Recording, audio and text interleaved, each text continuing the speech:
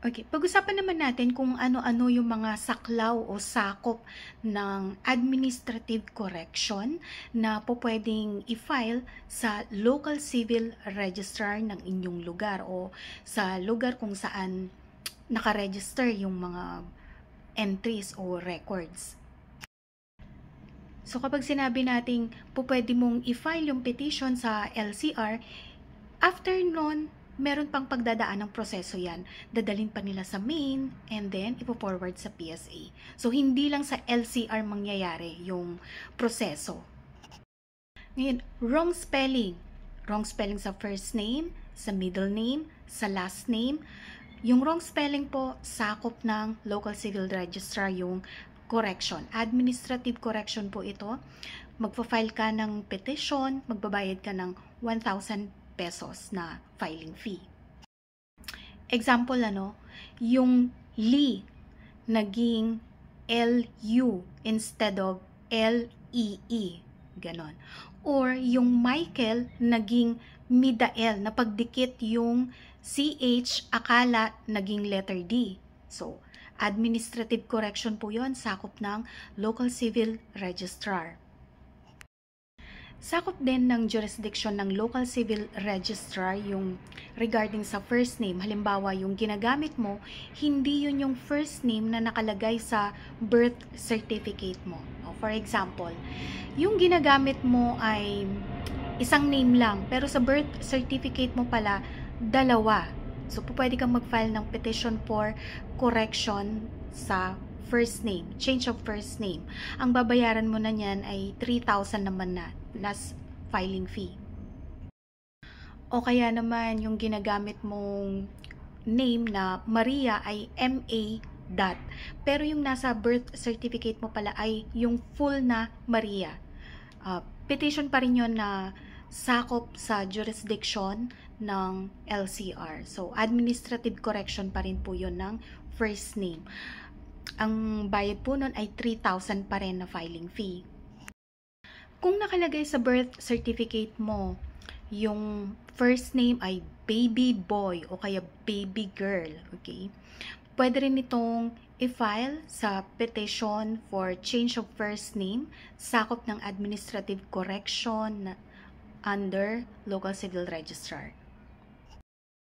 Kung mali naman yung middle name ng bata sa kanyang birth certificate pero tama yung last name ng nanay ng bata, or kung mali yung last name ng nanay ng bata pero tama yung middle name ng bata sa kanyang birth certificate, petition for correction of middle name po ang gagawin sa local civil registrar. Okay? Administrative correction pa rin po ito. Ang filing fee po nito, filing fee is 1,000 pesos. Ganon din po kung nagkapalit yung middle name and last name ng bata sa birth certificate. Petition for correction pa rin po ito, sakop ng local civil registrar. Itong petition na to, 1,000 pesos ang filing fee. Pero kung halimbawa, mali yung middle name ng bata sa birth certificate at mali din yung last name ng nanay sa birth certificate, hindi na po ito dadaan sa petition for correction na sakop ng local civil registrar. Ang gagawin na po dito, petition nito sa korte. Sa korte na po ito i-file kasi hindi na po siya clerical error. Substantial na po yung error at kinakailangan sa korte na ito dadalhin. Kukuha na po kayo ng abogado para gumawa ng petition. Ganon din yung mga maling entry sa inyong certificate of marriage. Halimbawa, mali lang yung spelling ng pangalan ni bride o kaya ni groom sa marriage certificate. Petition for correction din po ito under local civil registrar ng inyong lugar. Administrative correction. Ganon din kung merong maling entry sa date and place of marriage. Petition for correction of entry na ipa-file sa local civil registrar. Administrative correction pa rin po ito. Ngayon kung halimbawa naman po sa inyong birth certificate, ang nakalagay ay middle initial at hindi full middle name. Ang gagawin po ninyo ay mag-file pa rin po kayo ng petition for correction of clerical error sa local civil registrar. Administrative correction pa rin po ito. Ang filing fee ng petition na ito ay 1,000 pesos. Okay.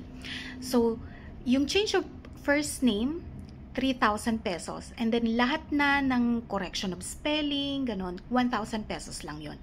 Ngayon po, pwede ka bang mag-file ng correction sa local civil registrar kung saan ka pinakamalapit, pero wala doon yung birth certificate mo, hindi doon yung record mo. Okay. Po pwede yon. Ang tawag doon is migrant petition. So, kung migrant petition ka, meron ka lang additional service fee. So, para sa mga wrong spelling, 500 pesos. Kapag change of first name na, ang additional service fee ay 1,000 pesos. Para sila na yung magpo-forward nun sa local civil registrar kung saan nakatago yung record or kung saan nakaregister yung iyong record. Ngayon po, pwede na ring i-file yung petition for correction ng gender. Halimbawa, nagkamali lang. Imbis na ang nailagay ay male, nailagay female, ganon. Pwede na rin po ito sa local civil registrar. Gender, date, and month ng kapanganakan mo sa iyong birth certificate. Pwede na rin pong i-file yan sa local civil registrar. Ang filing fee ng dalawa, yung date and month ng birth year, ng birthday, and yung gender ay 3,000 pesos. So, po pwede mong i-file din ito sa pinakamalapit na local civil registrar kung saan ka nakatira, and then magkakaroon na lang ng additional service fee na 1,000 pesos.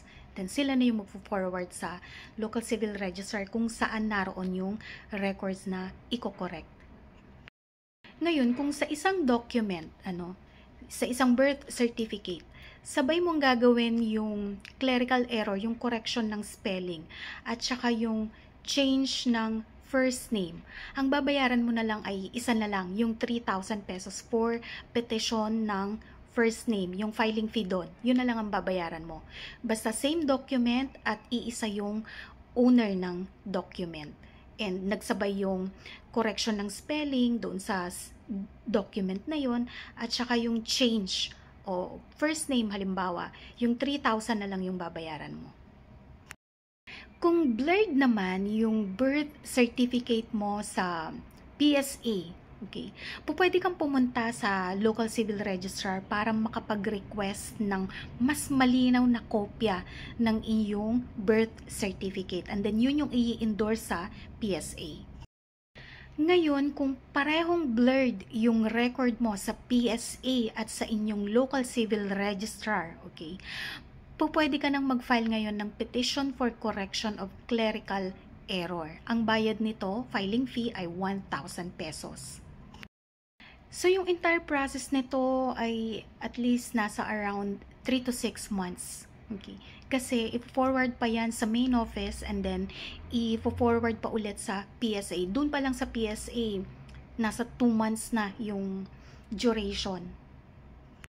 Sa supporting documents naman, pwede mong isubmit yung iyong school records, baptismal certificate, PNP, NBI clearances, ganyan, SSS records, GSIS. Dun sa correction ng gender, kailangan mag-submit din ng medical certificate na nagsasabing hindi ka nag-undergo ng sex change or sex transplant.